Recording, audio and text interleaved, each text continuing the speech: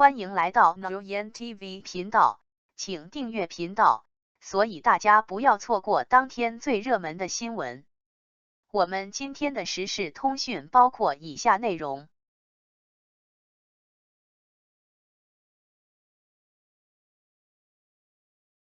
王一博即将回吉安老家，热播剧《追风者》迎来江西时段。正在热播的谍战剧《追风者》近日风头正劲，在央视8套的收视率破2，同时打破2024年以来爱奇艺站内热度最快突破9000纪录。让江西观众感到惊喜的是，不仅王一博饰演的男主人公魏若来是来自江西吉安，而且这2日最新剧情还迎来江西老家的未婚妻登场，直接让这部谍战剧热度再次升温。4月2日，记者通过专访《追风者》编剧温良平了解到，接下来的剧情场景即将从上海转至江西瑞金，迎来魏若来对战师傅沈图南的高能金融战剧情。据透露，这部热播谍战剧高潮在江西，令人期待。追风者甫一亮相就吸引了众多年轻观众，皆因该剧由王一博和李沁联袂主演。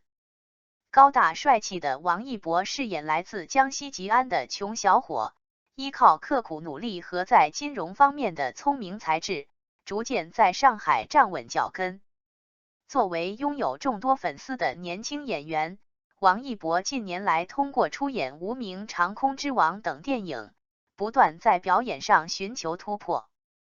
追风者里，他演绎的吉安小伙魏若来，让观众看到更明显进步，被赞演技确实提高了。在最新剧情中，由兰西亚饰演的牛春苗上线，她是魏若来在吉安老家的娃娃亲未婚妻，个性开朗又泼辣，十分讨观众喜爱。牛春苗还用极具特色的赣南方言，亲切地唤魏若来狗骨滋。剧中2人的性格一静一闹，被网友评价十分配对，使得收视再创新高。记者了解到，追风者的幕后创作其实与江西有着密切关系，投资方之一东方全景现为江西电影集团的全资子公司，曾创作过《问苍茫大决战》的编剧温良平也曾在江西工作过10余年。温良平告诉记者，他是2018年的夏天接受东方全景的邀请，为江西创作一部电视剧作品。我大学毕业后就来到南昌，在江西广电的电视剧制作中心做了10余年的策划和责编工作，所以对江西的红色文化比较了解。江西在红色题材方面的创作很多，大多都是通过战争描写人物，所以在大家不断的思想碰撞中，决定此次创作要从枪杆子转到钱袋子上。温良平透露，我当时查阅了大量的资料，了解到中华苏维埃共和国在瑞金成立的时候，苏维埃国家银行是其中很重要的一个部门。于是，温良平决定追风者要从银行和金融这个独特角度来讲故事，这是一段鲜为人知的红色历史，也是另一场不见硝烟但同样精彩的金融战争。很幸运，最终项目得到了姚晓峰导演团队以及启蒙影业的认可，集合了业内最好的摄影、美术、造型、剪辑、音乐等制作团队，这才成就了今日的追风者。如何让原本小众的红色金融故事在创作上出新出彩，温良平颇费了一番心思。虽然是写中华苏维埃共和国国家银行，但我选取了另一个视角。在查阅史料的过程中，温良平发现，南京国民政府中央银行1928年11月1日成立，与1932年成立的中华苏维埃共和国国家银行中间相隔的时间很短。于是，剧情就从上海开始，魏若来先进入南京国民政府中央银行，后来又回到家乡，参与中华苏维埃共和国国家银行的建设，通过对两个央行的对比，让观众看到它们的功能和目的各有什么不同，也通过银行的视角，让人们了解中华苏维埃共和国国家银行才是真正为人民服务的。追风者热播后，关于王一博饰演的魏若来是否有原型，也引起人们各种猜想。对此，温良平给予了否定，表示魏若来没有特定的原型人物。但是隐约来讲，我查阅了大量资料，肯定也有当时很多红色金融家的影子在魏若来身上，那一代红色金融人的经历可能会在他身上展现。为了让追风者能受到年轻观众的喜爱，温良平表示，我们把金融题材运用了谍战的叙事类型，最终展现的是人物成长。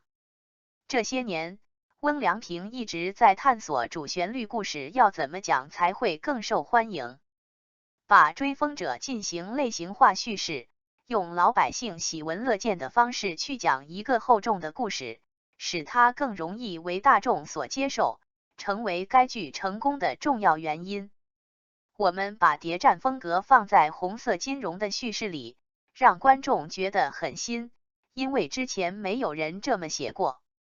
温良平认为，追风者在一定程度上是填补了红色题材影视创作的空白，第一次从金融的角度去写革命故事，讲述共产党人的成长。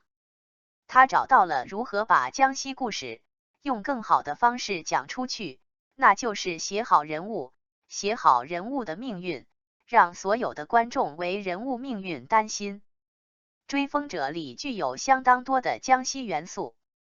此前，魏若来闯荡上海时，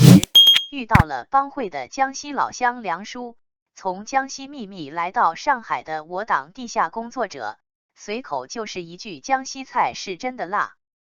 随着剧情的发展，与沈图南分道扬镳的魏若来很快将回到江西，加入中华苏维埃共和国国家银行，与师傅展开一系列在金融方面的围剿与反围剿。追风者用非常年轻化的表达来讲述革命故事，受到年轻观众喜爱，也引发了一波又一波与剧情相关的讨论。对于主人公魏若来即将回家乡，温良平预计，这部剧播完之后，中华苏维埃共和国国家银行的旧址很可能会成为观众新的打卡点，热心观众会追着剧而来，看看魏若来曾经工作的地方。温良平也期待未来能与江西有更多的合作，通过影视作品让大家更多的了解江西，更好的弘扬江西的红色革命精神。因为我对江西故事很感兴趣，这里的红色资源是那么丰富。感谢您观看视频。如果您觉得本时事通讯有用，请不要忘记点赞、评论和订阅。祝您生活愉快，充满活力。再见。